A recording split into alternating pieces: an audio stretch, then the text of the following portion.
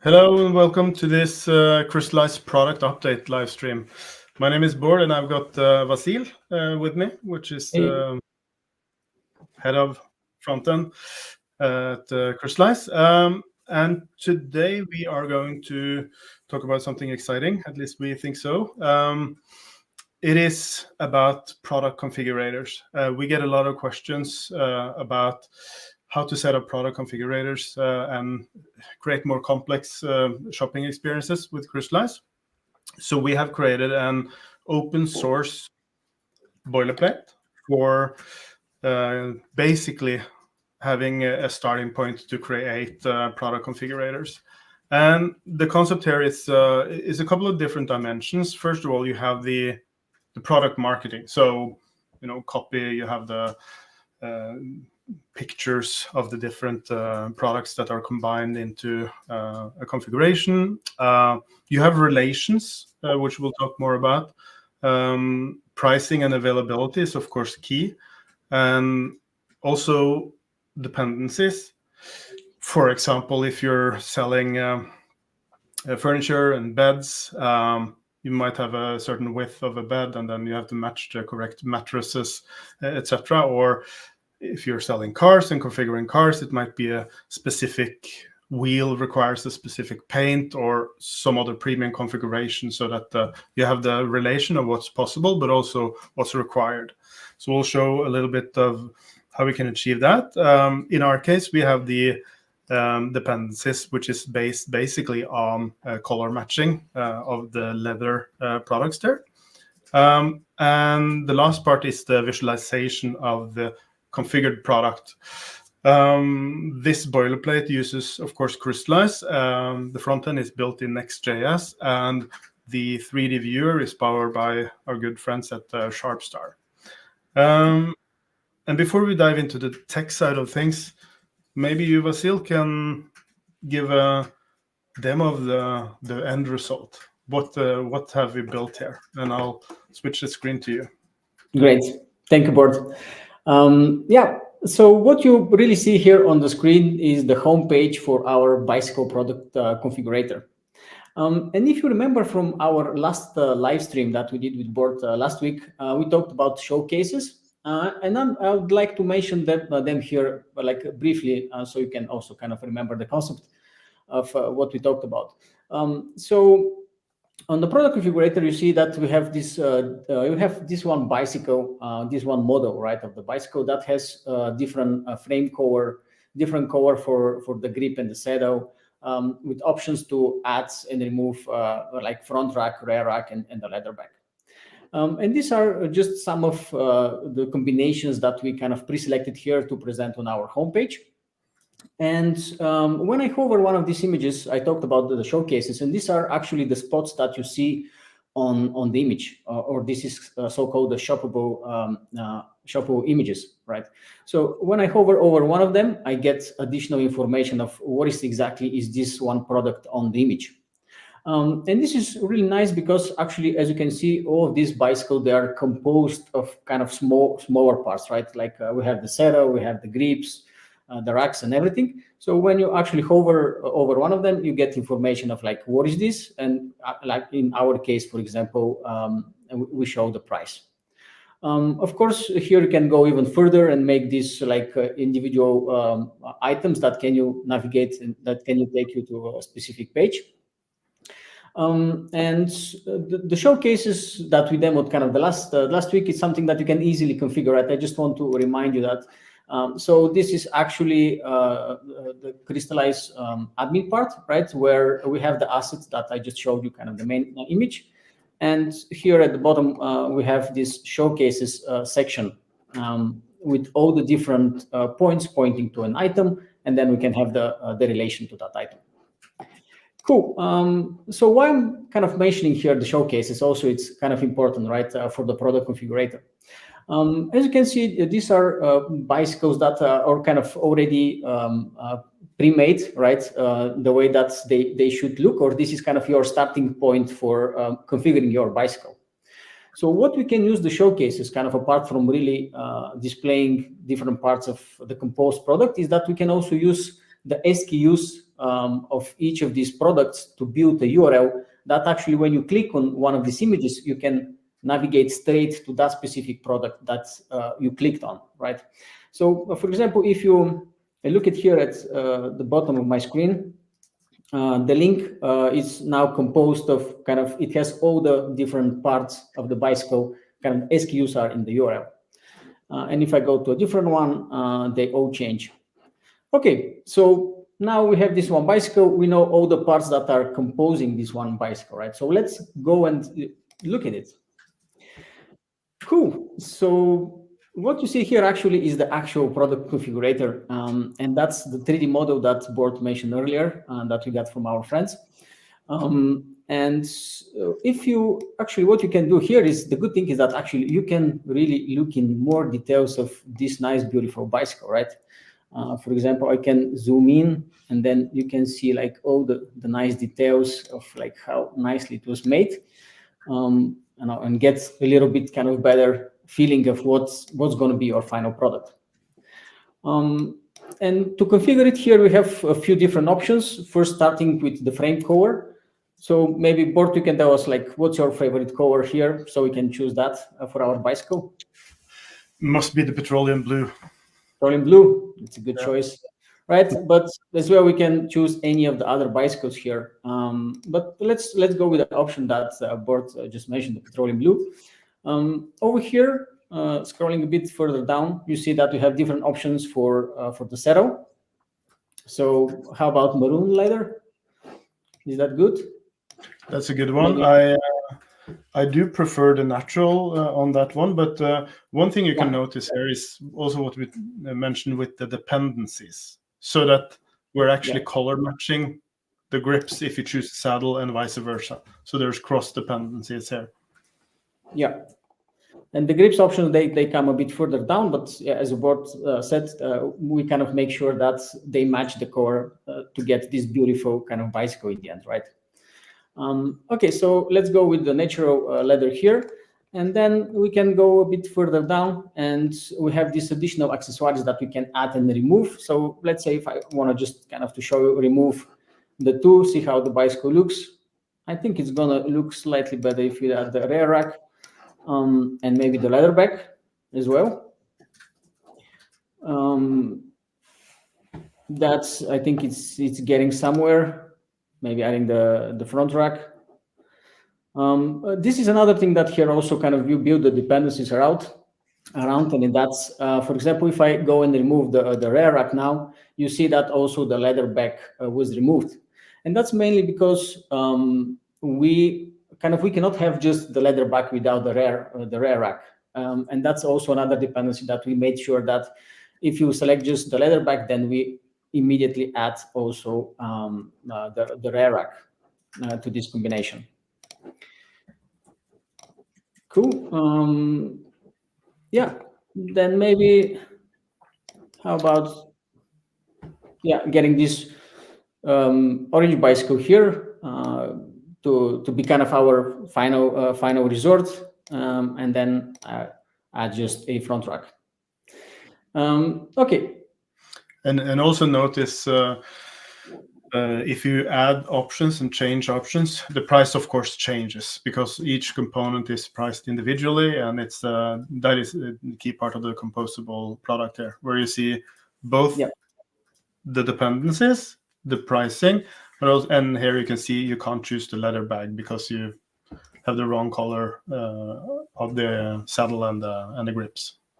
Yeah, that's a good reminder, and thank you, Bort. So actually, what we use here to make sure that when we add different parts to our bicycle and to have the final price set, we are using one of the latest thing that we are adding to Crystallize, and this is the Shop API.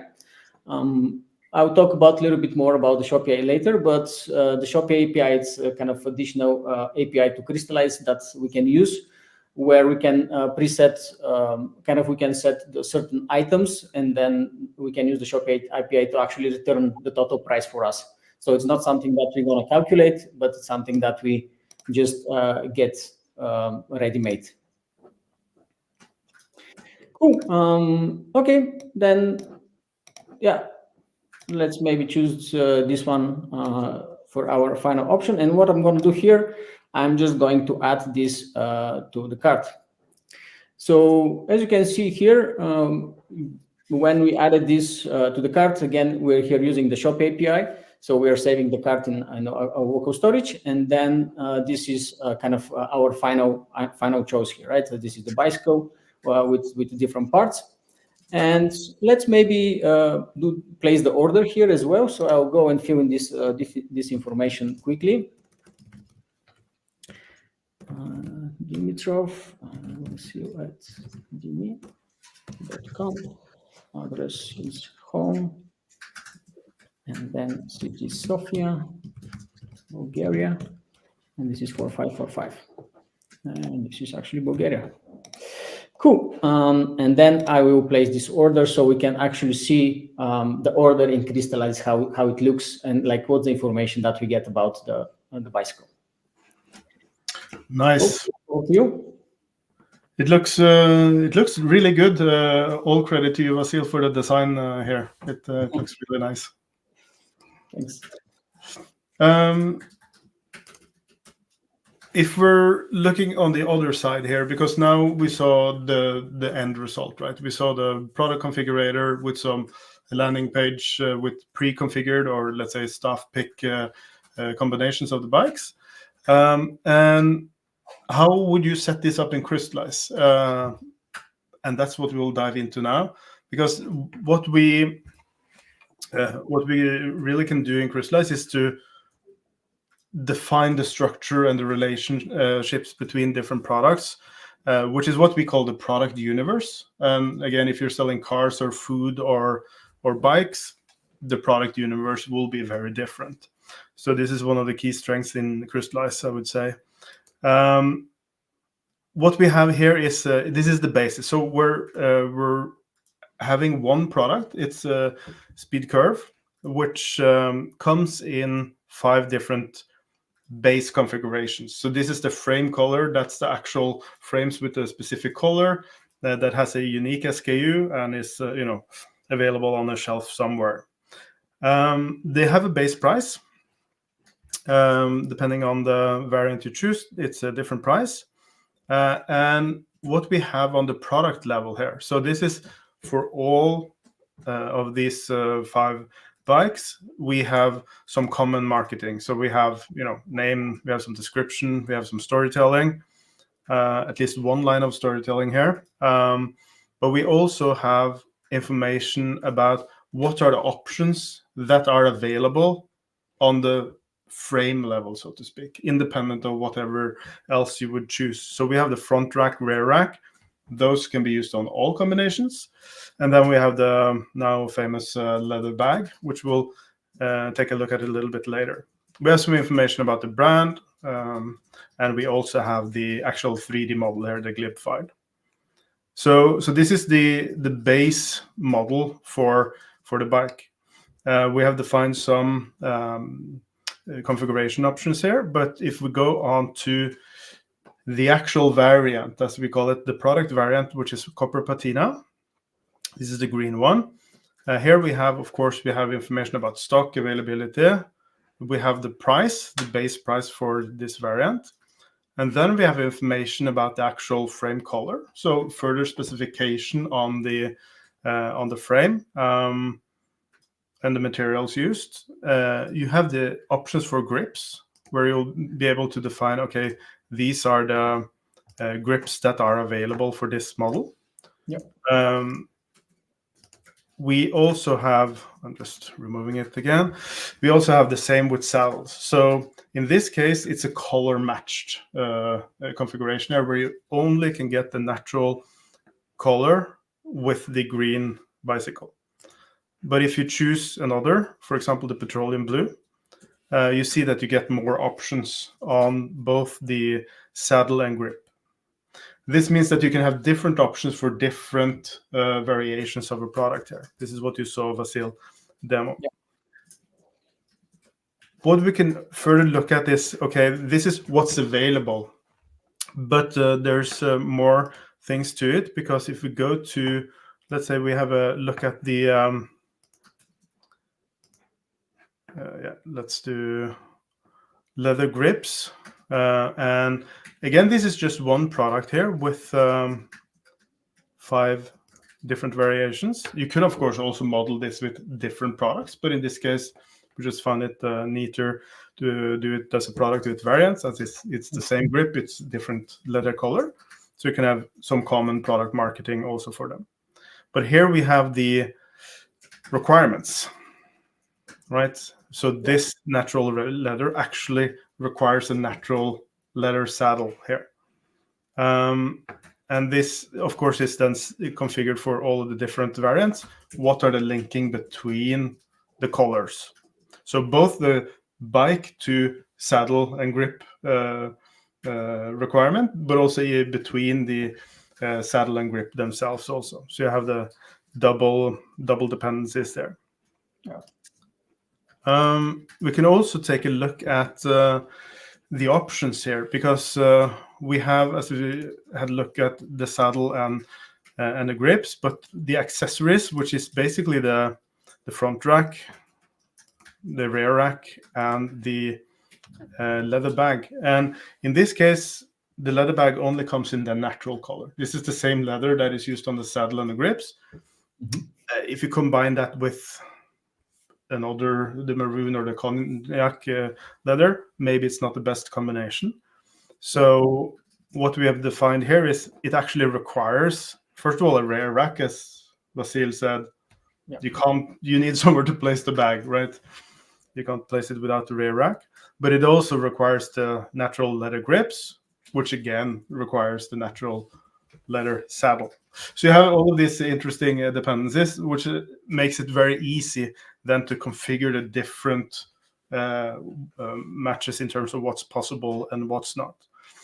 So that's really what we call the product universe, which basically consists of a shape, a type of product, which is called bicycle, where we have the components defined on the product level, like we said, with the options on the product, and then on the variant we have the grips and the saddles, and then similar we have a product called option, which is basically having a requirement for in this case where we set up the requirement for the backpack to the grips, and also the rear rack was the word I was looking for. Yeah. So this is basically the setup. We have defined the requirements both on the product level and on the variant level, so giving a maximum flexibility in defining the rules there. Yeah. So yeah, quite straightforward and quite complex at the same time. Yeah, definitely that's how it feels. But like the setup it's fairly simple. I see that you just need to make it once, and then you can adjust these dependencies and everything. Yeah, and we can introduce new combinations here and new pre-configured variants of the product very easily here, just editorially once set up, right? Yeah. So this is the backend side of things, right? So now you looked at the front end built in Next.js, and then you have the backend side of things, where you have all the product information, the relationships, the pricing, the availability, and the rules is all here available and coming from Crystallize. Yeah. One thing that I also should show is actually what you did in the backend, because in Crystallize we manage 2 things. It's the product universe, the product catalog, types of products, the pricing, what we just looked at, and then we have the post-sales, which is the order capture and orchestration. And here we see that Vasil has bought a bike today. Yeah, I love it. Yeah. And this is basically also an example here of a composable order here, where you have the main product, and then you have all the options that are defined on this bicycle. So it's the full round trip from defining the products, showing it in the front end, placing the order, and then viewing the order now in the back end of Crystallize here. Yeah. So that's the Crystallize side of things. But then we have a third side of things in terms of we have created a boilerplate, and that consists of some code. Yeah. So maybe I can send it over to you, and we can take a look at some more details. Yeah, great. Thank you, Bart. Yeah, so really, as Bart kind of explained the whole product configurator, like the front end side to the back end side, now kind of comes the question how we can do something similar, or how can we kind of look at how is this done really. And what we decided with the product configurator is that we want to open source it and make it available. But apart from that, it's also a boilerplate that you can easily install with Crystallize. So what I'm gonna show you next, I will install the product configurator boilerplate from CLI Next, Crystallize CLI Next, right? And then we'll look at the code, and I'll talk a little bit about the shop API that I mentioned earlier. Cool. So to really install it, what we need here first is the. Sorry, just need to figure out where is this. Yeah, we need a folder and then the command that will install that will kind of start the CLI Next from Crystallize. So this is npx or pnpx. That's personal preference. Use whatever you like. Then add Crystallize /CLI-next, and then here I'm just getting the latest, and I'm asking for the install command in the current folder. Cool. So when we do that, what will happen here? Okay. That seems I'm getting some error. Let me quickly take a look at this. I'll let you look in peace. I'll take over the screen. Yeah.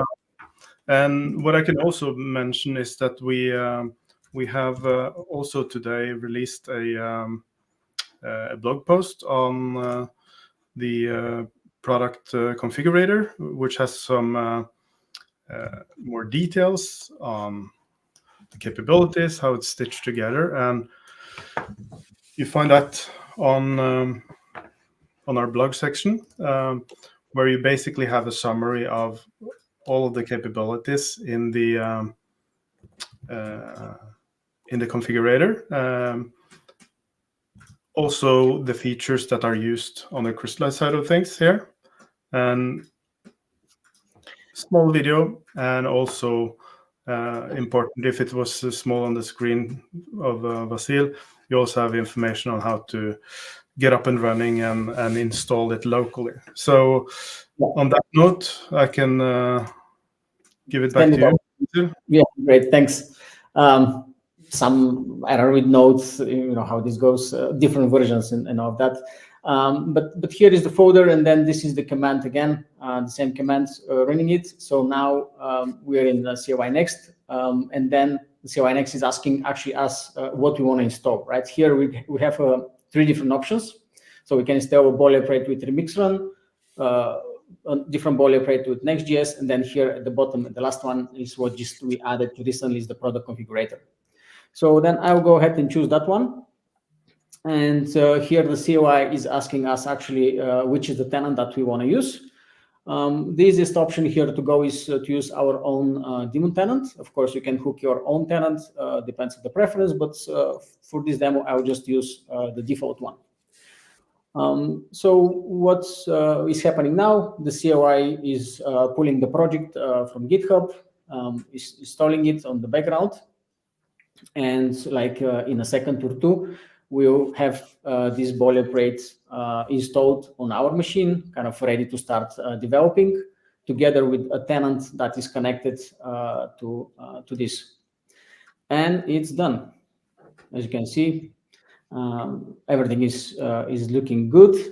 So now what we can do from here, we can do npm install, for example, if you want that, but I will go ahead and then show you the code. Cool. So now let me open VS Code here. I will pick a new folder. Cool. So this is our product configurator code. As Bort mentioned earlier, it is built on top of Next.js. So maybe one thing that I'm going to mention here, that when you install the boilerplate, make sure that you look at the .env file, and then you provide here the credentials. So these credentials are needed mainly for the shop API. So what is the shop API here? Let me go back. So if you look at our kind of developer guide page, then we added this new section here, a new page, which is called Shop API. The Shop API it's a new API, a new endpoint that you can use to manage actually your cart. And you can do much more than that, right? But kind of the idea is that it's going to help you to manage your cart. And here you see that we have kind of provided information on how to authenticate with tokens, and then eventually how you can use it further down. So this is one of the things that we wanted actually to add to the product configurator, and that's why it's kind of important to start there. So this is Next.js project. Here we have a middleware, and of course, this is the place where we authenticate for the shop API, then we get a token, and then we will use it later. And if you look at the project, for example, here we have the cart component, right? That is using the new server actions. This is the context. That is using the new server actions to fetch data from the API and then return it back. And here in the app, we have the two routes. One is the home. This is the home page that you saw in the beginning with the component, right? And then on the other side is the product, where we have the actual configurator built with all the dependencies and everything interconnected. So I think that's kind of briefly the structure of the project and the code. You can go and dig in further and see how it's done, how it looks. But that's kind of should give you a good understanding of how it's built. Yeah, and also because now you configure it with our existing demo tenant, what I showed here with the bikes from Crystallize, you can also have the CLI, the installer, generate a tenant for you. That basically is a clone of this tenant, so that you can play with products and pricing and things like this. And for those that are familiar with Next.js and GraphQL, it should be pretty easy to get started with the code there, as Vasil showed. We do have a Slack community, so join our Slack channel. You will find Vasil, me, and the rest of the team, and about 1,000 other people there. So it's a good resource for asking questions, and if you have some sort of complex products, we are super keen on discussing how you can get those into Crystallize, of course. But I guess that's it for this one. You find the boilerplate on crystallize.com. You can install it directly from the CLI. You have the information directly there in the blog post. So that's it for us today. There will be a new live stream next week, and we'll get back with the announcements on that soon. Have a good one. Thank you. Bye.